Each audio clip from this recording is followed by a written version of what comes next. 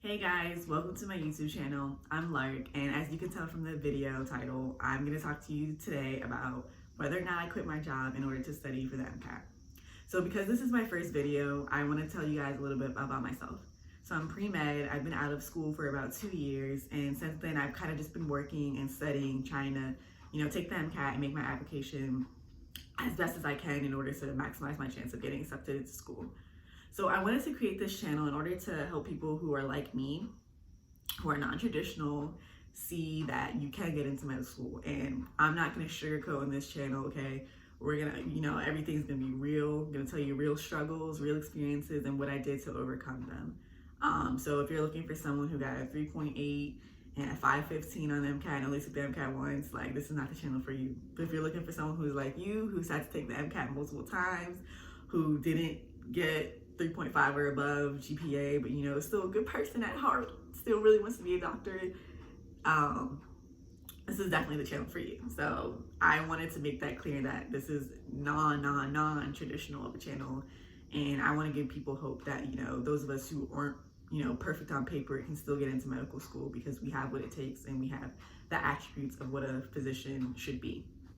So just to jump right into it, did I or did I not quit my job in order to study for the MCAT? So this will be my third time taking the MCAT. I took it the first time right out of college, I think about a month or two after I graduated, foolishly. And if I could go back in time, I absolutely would not take it. I had no clue what the MCAT was about, how to study for it, what to study for it, to a certain extent. Yeah, that was an absolute mistake. But here we are now.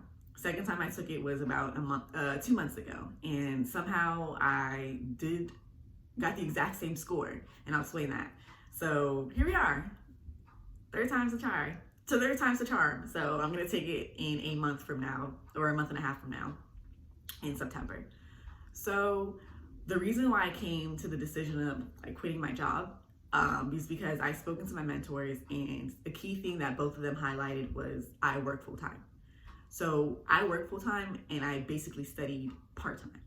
And they were like, you cannot do that. This type of exam, you need to dedicate all your time to studying. Like, I know that sounds crazy, but as one of my mentors says, you have to eat, breathe, and sleep MCAT, because in med school, you eat, breathe, sleep medical school.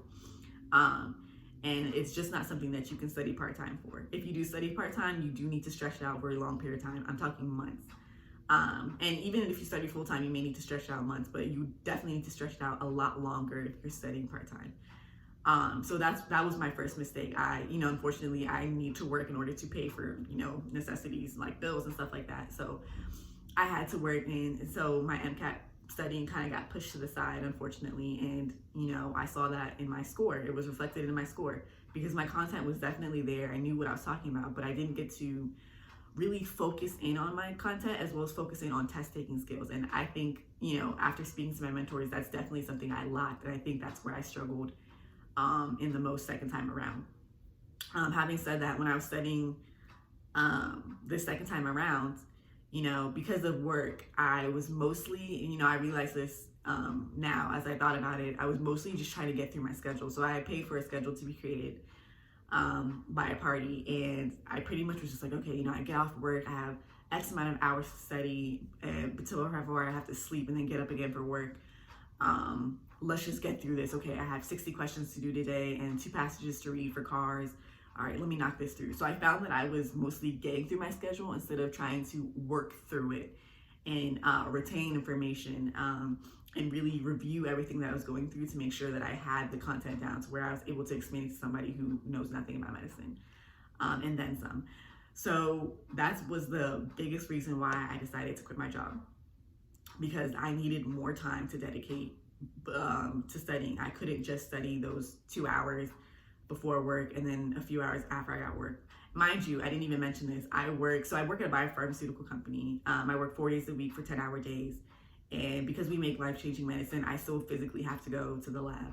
I can't, work from home. And the department that I'm in also, it's pretty much impossible to work from home. Like, everything we do is in the lab. And I work the night shift. So I work not third shift, I work second shift, so I work 2 p.m. to midnight. So it really set me up for failure. I was tired all the time, and I was dedicated and determined, so I was still, forcing myself to study. But that's why I was studying to just complete tasks instead of studying to retain, because I was just exhausted and just trying to get through my schedule. So I'm gonna explain how I kind of went about asking, to quit or for time off. So I emailed my manager and I said, hey, my MCAT score came back. It wasn't what I wanted. It's not even remotely what I need in order to assure or better my chances for getting to medical school. Can we set up a meeting to discuss possible time off? So I, set up the meeting with him, and he was really receptive, really nice, and he, really wanted to help me out. And he said he could only do so much. So we came up with a plan to use my PTO, or the rest of my PTO for the year, to cover what I could. So that covered 3 weeks for me. And then he'll speak to HR about whether or not I can go the rest of my time unpaid, and then take my exam and then come back and resume work. So he just got back to me a few days ago, and it looks like HR is a no-go about going unpaid for a month, basically, without working. So I, rebutted, and I was like, okay, can I have a modified schedule? Can I only come in, twice a week, and then the rest of the time I'm studying? So that would give me about 5 days of no working to study full time, which is, adequate versus 7 days, which I'm totally cool with. I can work, I can work with that. Or could I, do another modified schedule where I'm working from home? That way, I'm not wasting time driving to and from, because I live 45 minutes away from my job. And then obviously, if I don't have that many tasks to complete while I'm at home, I can utilize the rest of my time to study. So he, isn't too sure that they're going to be okay with that. And he said he'll get back to me. So I'm giving him about a week. And if they say no, I'm going to quit my job. So I've decided that, I've saved up enough money. And even if I didn't, I can always find resources. Being pre-med and being a medical student, I assume, is about resources, using what you can, finding what you can to help your situation. And I want to be a physician, so I'm going to find resources to help me, to put me in the best position to do that. So if I have to, I will quit my job. I am absolutely ready. And, it sounds harsh, but I wanted to be a physician my entire life. And it's something that I've dedicated a good chunk of my time doing.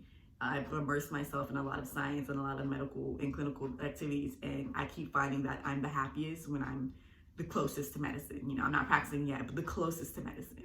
So I've decided that this is what I want to do for my life, and I need to make the sacrifices to do that. And I've already quite literally made so many sacrifices. So I'm ready to take the next big one, which is to quit my job. So my next video will definitely be updating you guys about whether or not I actually did quit. But I wanted to make this video to let you guys know that this may be the sign. If you're looking for a sign on what to do about, getting ample time to study, you either need to figure out if you have a lot of PTO that you can dedicate to that and somehow get time off unpaid to finish that studying, or even have a modified schedule. And if not, then you need to quit your job. You need to be ready to quit your job. If medicine is something that you're passionate about, something that you've decided it doesn't even need to be a long time ago, but something you decided that you can't see yourself doing anything else, and you must be a doctor, it fuels you, then this is something you 100% need to consider doing if you are someone who works full-time like I do, because you just cannot study part-time and work full-time and get a great score. I mean, let me not say that. I'm sure there are people who do that, but for those of us like me who are not good at standardized testing, you need to dedicate your time and study. So I hope this video was helpful. I hope this enlightened somebody. I hope someone was able to see this and be like, okay, yeah, she's right.